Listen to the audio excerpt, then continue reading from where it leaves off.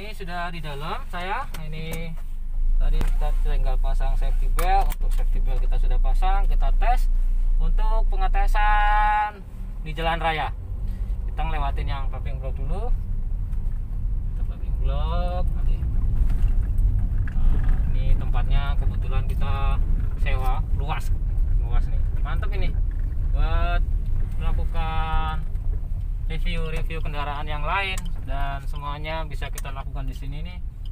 Lumayan bagus tempatnya, oke.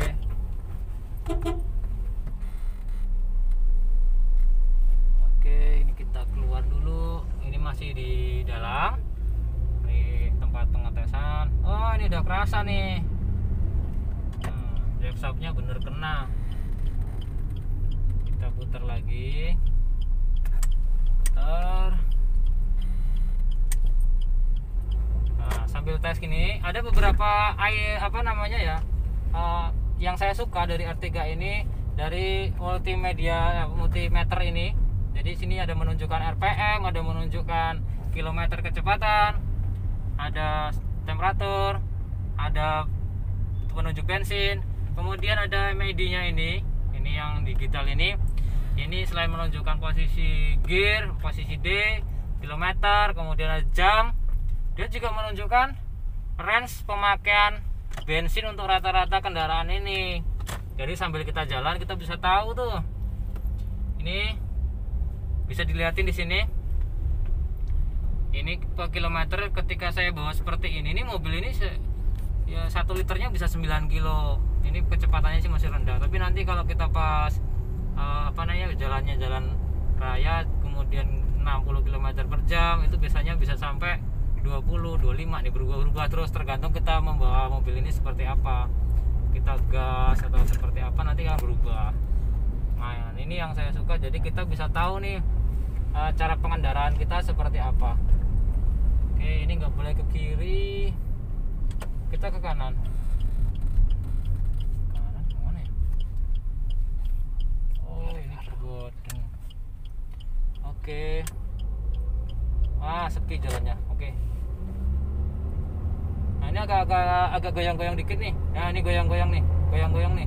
Jadi kalau pakai akselerasi untuk R3 ini, jadi teman-teman nanti kalau ada yang mau membeli second mobil R3, itu tolong dicek akselerasinya nih, goyang nggak? Itu ini goyang nih, karena perbaikannya sekitar 1,5 juta nanti itu. Nah, di akselerasi itu goyang kanan kiri gitu. Nah, ada bunyi. Kita udah di bannya. Oke. Dari bannya berbunyi, jadi memang harus dilakukan penggantian water ban, kemudian perbaikan drive shaft, kemudian ganti oli mesin, kemudian oli matic, kemudian penggantian busi, penggantian filter udara. Lumayan banyak ini, karena memang dari 4 tahun itu tidak dilakukan servis sama sekali. Jadi ketika servis ya budgetnya akan sangat besar dan kerusakannya tuh pasti jadi banyak.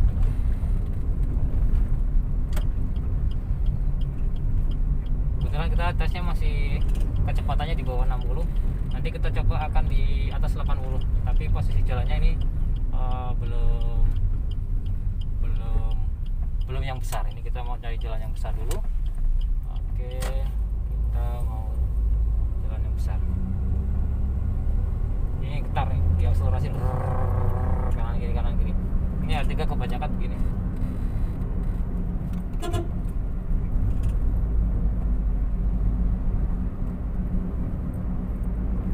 Kalau suspensinya R3 ini kalau menurut saya dibandingin Avanza, Xenia, kemudian Grand Livina untuk tahun yang sama dan kilometer yang sama, ini saya masih oke pakai R3. Terus tempat duduknya, saya suka tempat duduknya karena di sini kaki itu bener-bener kalau pas di postur saya yang 165 ini dengan posisi mengemudi seperti ini, itu bener-bener kaki ini tertahan sama bangku saya. Bangkunya ini tebal, empuk, dan juga posisi gas dan pedal ini membuat saya tuh nyaman. Jadi nggak gampang capek. Seperti kemarin saya sempat review Hyundai Atos, sorry ya, Hyundai Atos kemarin itu sangat capek kalau pakai itu. Kalau ini oke untuk perjalanan jauh, ditemani transmisi maticnya ya udah lumayan, udah capek-capek sekali. Tapi untuk pengemudinya nih dia lebih tinggi, jadi kayak bawa apa ya, bedanya mungkin kayak bawa truk nih, kayak kita di atas gitu. Jadi kalau kita sering bawa Grand Livina yang pendek terus pindah langsung beralih ke ini, itu langsung sangat berasa sekali bahwasanya kita tuh tinggi banget.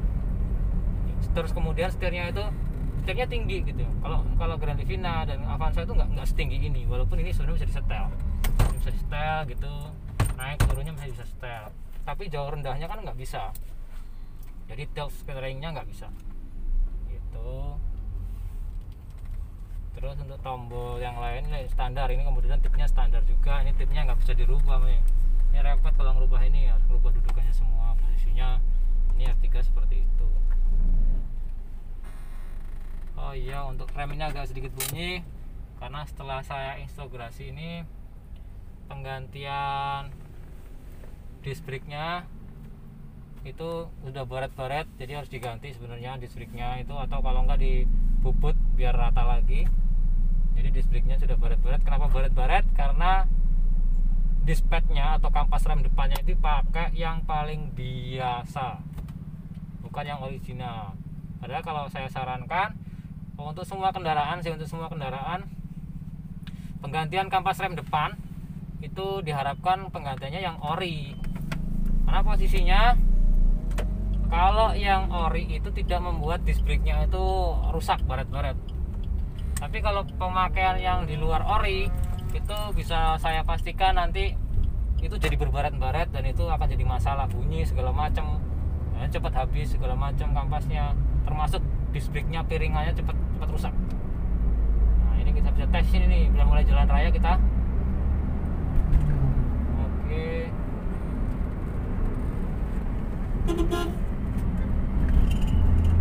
Ini bisa dilihat nih, posisinya kilometer kita sudah di 80 km per jam. RPM-nya masih di 2, dan lihat nih, itu range pemakaian bahan bakar tuh 30 kilo per liter. Gila tuh, bisa 30 kilo nih kalau begini pemakaiannya, cuman nggak digas nih, turunan gitu. Mantap. Saya sukanya seperti ini, kita bisa tahu pemakaian bahan bakar perkiraan nantinya berapa. Terus juga ini bisa di set lagi average-nya, itu berarti ini terteranya 13,4 km per liter. Per liternya bisa 13 kilo. Kan irit banget itu untuk mobil low MPV seperti ini, bisa muat 7 orang, belum ada barangnya juga. Ini termasuk irit. Banyak bunyinya parah banget ini. Ini masih corona tapi ini bunyi sangat mengganggu. Nah, kita pencet.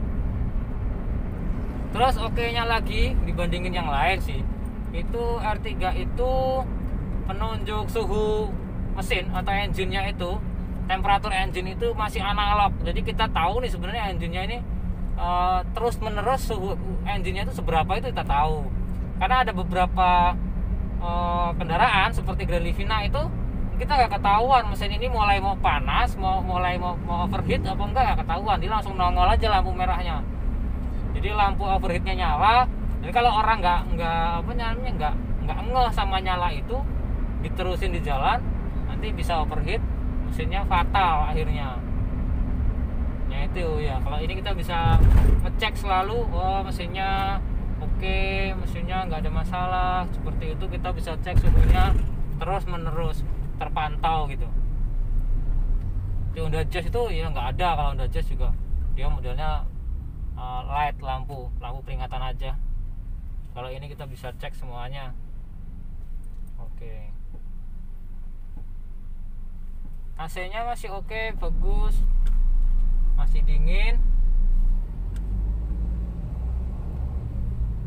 Untuk mobil yang tidak pernah melakukan servis selama 4 tahun dan selalu digunakan terus-menerus sampai kilometernya 4 tahun sudah 127.000 km lebih.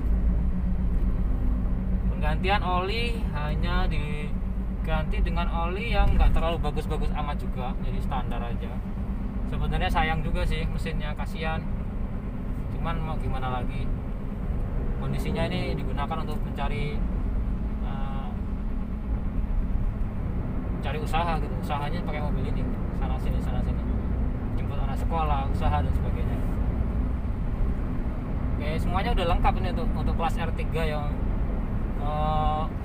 electric mirror, jadi kita bisa mengatur spionnya itu seperti apa keinginan kita. Jendela lock, kemudian bisa lock dari sini. Kita sudah melakukan pengetesan di jalan raya. Kurangnya mobil ini atau ya banyak yang dilakukan perbaikan. Itu tadi kita sudah ketemu sama mulai ban yang sudah mulai berbunyi dan memang harus dilakukan penggantian karena biasanya ban itu udah bergelombang, terus kemudian bergetar. Jadi ini R3 ini kalau diakselerasi itu ternyata terjadi getaran kanan kiri seperti itu sebenarnya ada kerusakan di drive shaft sebelah kanan. Drive shaft itu penggerak rodanya, penggerak roda drive shaft ini ada sebelah kiri dan sebelah kanan. Untuk R3 ini drive shaftnya itu yang sebelah kanan lebih panjang, kurang lebih 1 meter, dan itu disambung, jadi ada sambungannya.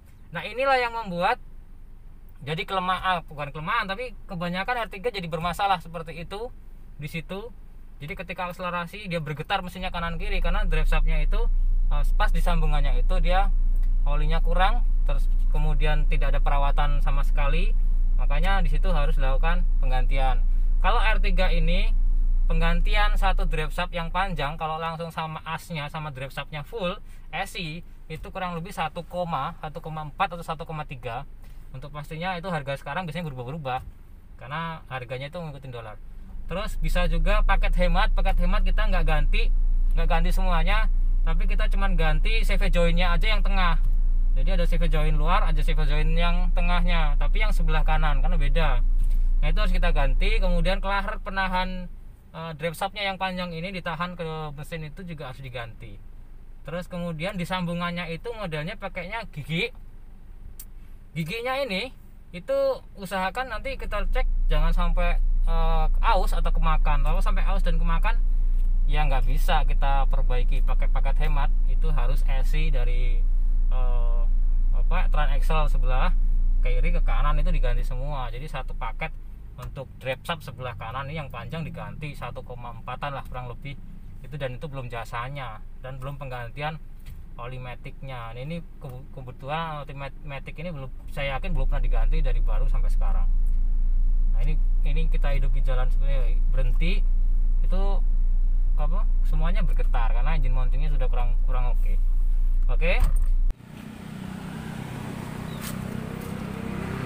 Untuk R3 ini jadi masih banyak baru dilakukan perbaikan dan kita sudah cek semuanya overall ya, ini masih harus dilakukan perbaikan dan nanti kita sampaikan ke pemiliknya untuk segera melakukan servis agar bisa mobil ini digunakan terus menerus secara normal, kemudian performanya juga oke tanpa ada kendala di jalan nanti. Oke, cukup sekian untuk review mobil R3 tahun 2016 Automatic GL ini, dan terima kasih. Kemudian subscribe, like, share, dan komennya, saya bisa membangun channel ST Mobil TV ini. Oke, terima kasih. Wassalamualaikum warahmatullahi wabarakatuh.